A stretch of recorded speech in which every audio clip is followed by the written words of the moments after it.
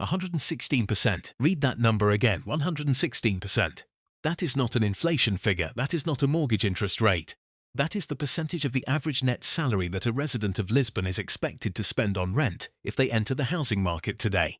According to data compiled by the European Union's own institutions, Lisbon is now the capital city in Europe where the weight of expected rent on the local wage is the highest. Not the second highest, the highest. In a continent with 30 capitals and a combined population of hundreds of millions of people, the city that was sold to the world as the affordable, creative, sun-drenched alternative to Paris and London and Amsterdam has become the capital where housing is most brutally disconnected from the wages of the people who live there.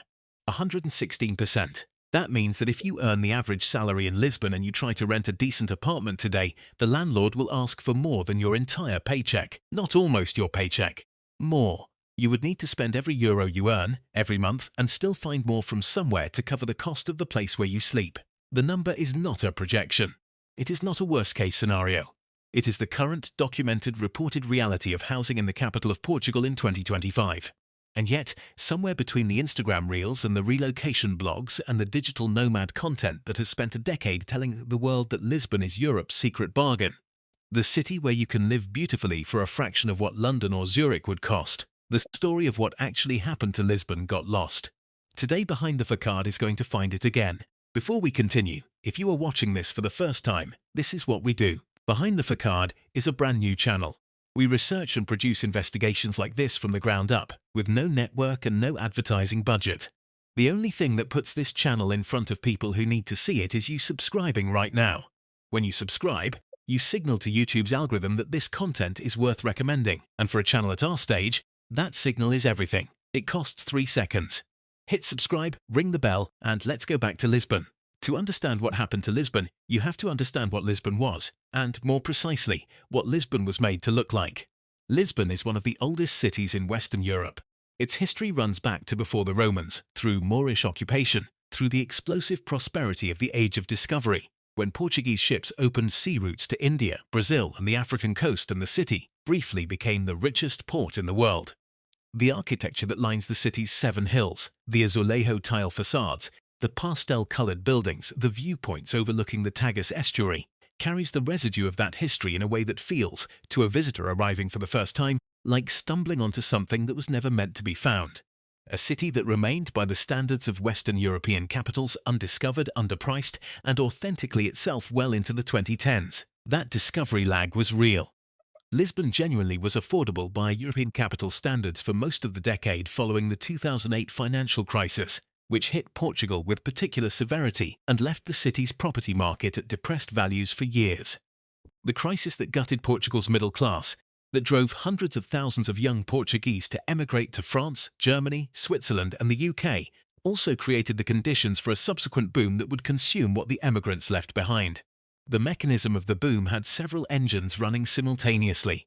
The first was the Golden Visa program, introduced in 2012 to attract foreign investment at a moment when Portugal desperately needed capital. The program offered residency rights to non-EU nationals who invested in Portuguese property above defined thresholds. Thresholds that, in a depressed market, were accessible to wealthy buyers from China, Brazil, the Middle East, and the United States. Billions of euros flowed into Portuguese real estate through the program before it was reformed and restricted in 2023. The capital that entered the market was not looking for homes to live in. It was looking for asset appreciation. It found it. Property values in Lisbon's central neighbourhoods appreciated at rates that made the city one of the best-performing real estate markets in Europe through the late 2010s. The people who bought at the bottom of the crisis made extraordinary returns. The people who needed to rent in the city as it recovered found that the market had already moved beyond them.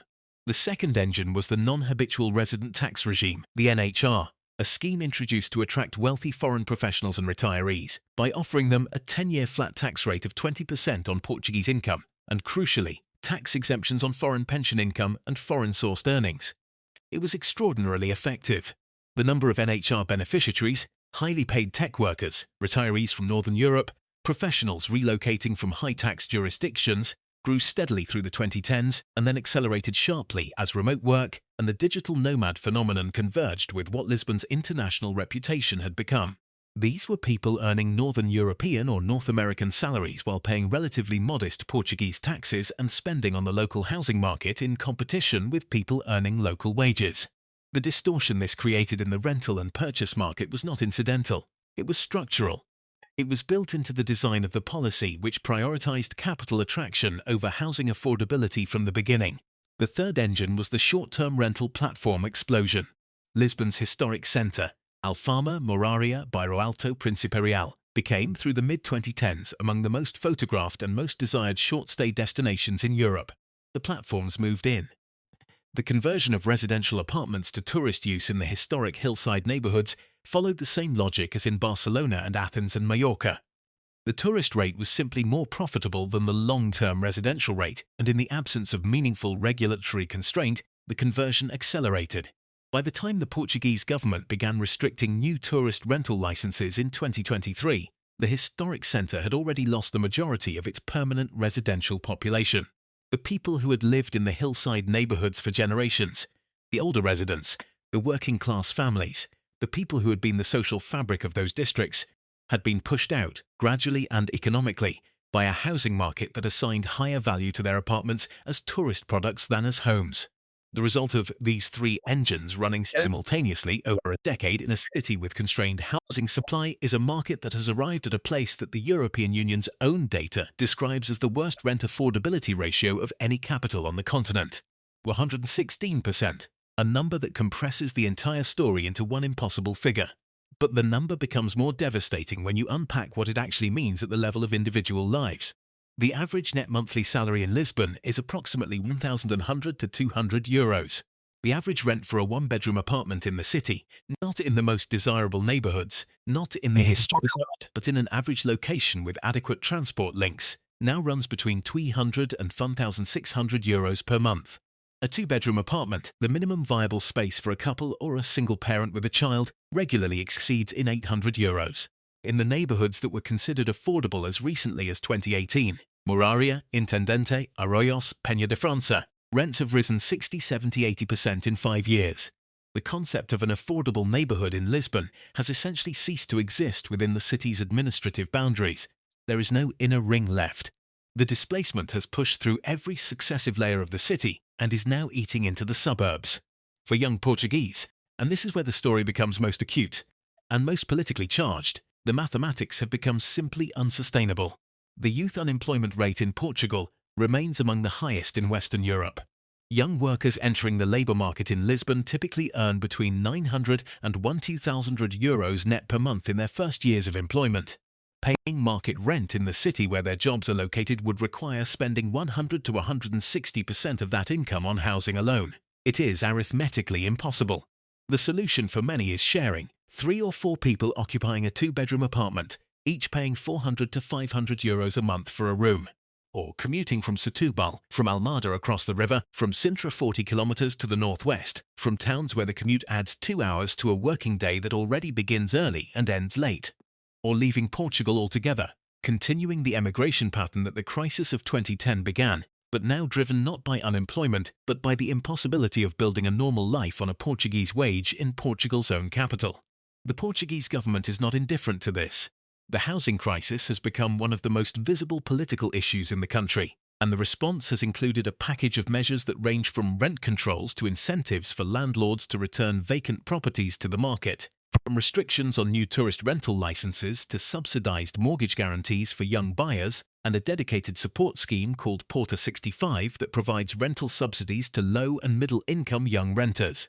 The OECD, in its 2026 assessment of Portugal's structural challenges, acknowledged the government's awareness of the problem while noting that the structural deficit of housing supply, particularly in Lisbon, remained the fundamental driver of the affordability crisis, and one that short-term demand management cannot address without a sustained large-scale increase in residential construction. The supply problem deserves to be understood in its full depth, because it is not simply a question of not building enough houses. It is a question of decades of underinvestment in public housing, compounded by a planning and construction environment that is slow, litigious, and expensive. Portugal has one of the smallest social housing stocks as a percentage of total housing in the European Union. The cities that manage the tourist and gentrification pressure most effectively in other European countries, Vienna, and in earlier decades, some Nordic capitals did so in part because they had large, well-maintained public housing sectors that provided a floor beneath which market pressure could not push residents. Lisbon does not have that floor.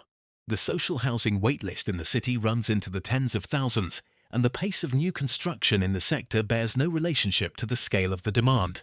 The private construction sector, meanwhile, has responded to the decade of price appreciation primarily by building at the top of the market, luxury apartments and high-end developments that serve the investor and NHR and wealthy foreign buyer demand rather than the local working and middle class.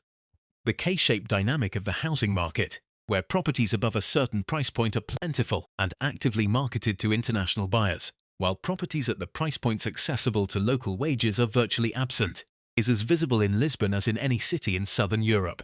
Drive through the outskirts of the city and you see construction cranes. Drive past the developments going up under those cranes and you see the brochures, river views, concierge service, investment-grade finishes, prices in the hundreds of thousands.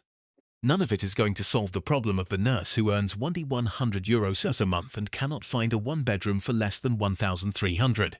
The deeper irony of Lisbon's transformation is that the very qualities that made the city attractive, the light architecture, the human scale, the cultural richness, the relaxed pace of life, the sense that it was still possible to live well without being wealthy, were real.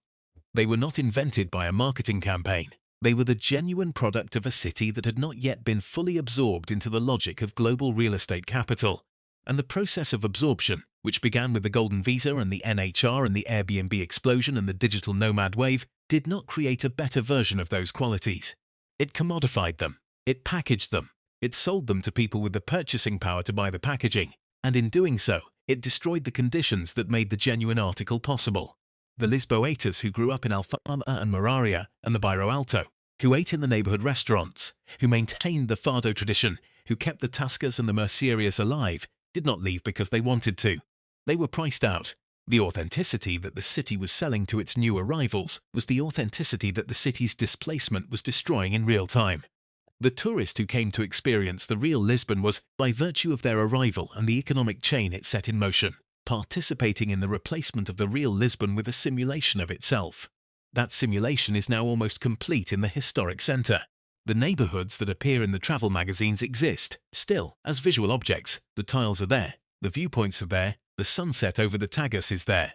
But the social texture that gave those tiles and viewpoints meaning, the ordinary life that surrounded them, has been evacuated and replaced by short-term accommodation, wine bars with English-language menus, and the revolving presence of visitors who will be somewhere else by Friday. What is left is a question that extends far beyond Lisbon's municipal boundaries. What happens to a capital city when the ratio of expected rent to local wage crosses 100% and keeps rising? What happens to the young people who were born there, who were educated there at public expense, who carry the skills and the cultural knowledge and the social relationships that make a functioning urban society, when the city that formed them tells them, through the mechanism of market rates, that they can no longer afford to live in it? Some leave. Portugal's emigration figures remain stubbornly high, driven by a combination of wage levels that lag behind the cost of living and a housing market that offers no relief. The doctors and engineers and teachers who were educated in Portugal and are now practicing their professions in France or Germany or the UK are not an accident. They are the product of a society that invested in their education and then failed to create the economic conditions needed to retain them. The housing crisis is not the only driver of that failure, but it is a significant and growing one. When the cost of being present in your own country's capital exceeds what your own country's wages can support, the rational choice is to be present somewhere else. Others stay and compress. 3 people in an apartment designed for 2 incomes for 1 rent. A life structured around the constraint of housing costs where every other expenditure, food, transport, leisure, savings, children, is subordinated to the monthly demand of a landlord who is extracting 116% of what the market says you are worth. That compression is not just an economic condition, it is a psychological one. It is the daily experience of being told, by the structure of the market you cannot escape, that the city does not value your presence enough to make room for you at a price your labour produces. And for the millions of people outside Portugal who spent the last decade looking at the photographs of Lisbon, the pastel facades, the trams, the Tagus light, and thinking, that is where I could go if I needed a fresh start, if the city I live in becomes unlivable, if I want to live well without being rich, the 116% figure is a verdict. The dream was real. The city was everything the photographs suggested. And then something happened to it that happens to every beautiful, affordable, authentic place when the world discovers it simultaneously and global capital decides it is underpriced. It stopped being a place where you could arrive with modest means and build a life. It became something you could visit, briefly, and leave unchanged if you could afford the hotel. There is another dimension to Lisbon's housing trap that receives less attention than the rent figures and the displacement statistics, but that may be the most structurally damaging of all. The near-complete collapse of the pathway from renting to owning that, for previous generations of Portuguese, represented the fundamental building block of middle-class stability. In Portugal, as in most southern European societies, homeownership was not merely a financial preference, it was the primary mechanism by which working families accumulated wealth across generations, built economic security, and passed something forward to their children.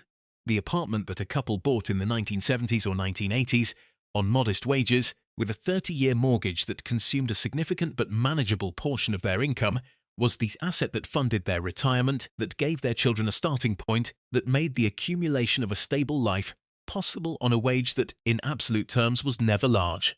That pathway, buy modestly, pay steadily, own eventually, is now closed to anyone entering the Lisbon housing market without prior capital or family wealth. Property prices in Lisbon have risen by over 80% since 2015.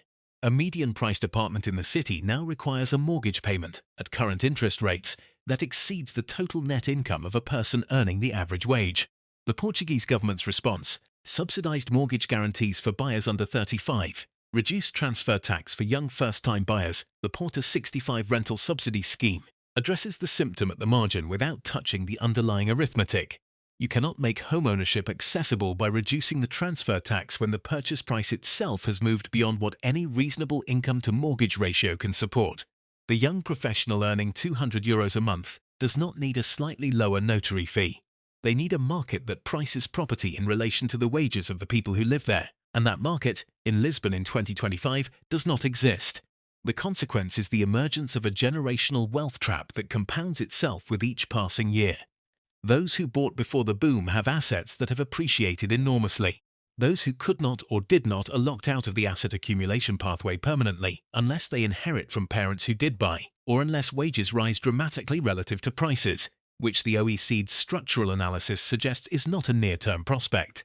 The result is a city where the economic outcomes of your adult life are increasingly determined not by your education, your work ethic, or your professional achievement, but by whether your family happened to own property in Lisbon before the global capital flows arrived and repriced everything above the reach of ordinary wages. That is not the Lisbon dream, that is its exact opposite, but it has moved. As it always moves, somewhere further out, further from the centre, further from the view, further from the thing that made it worth dreaming about in the first place. Tell us in the comments, did you ever consider moving to Lisbon?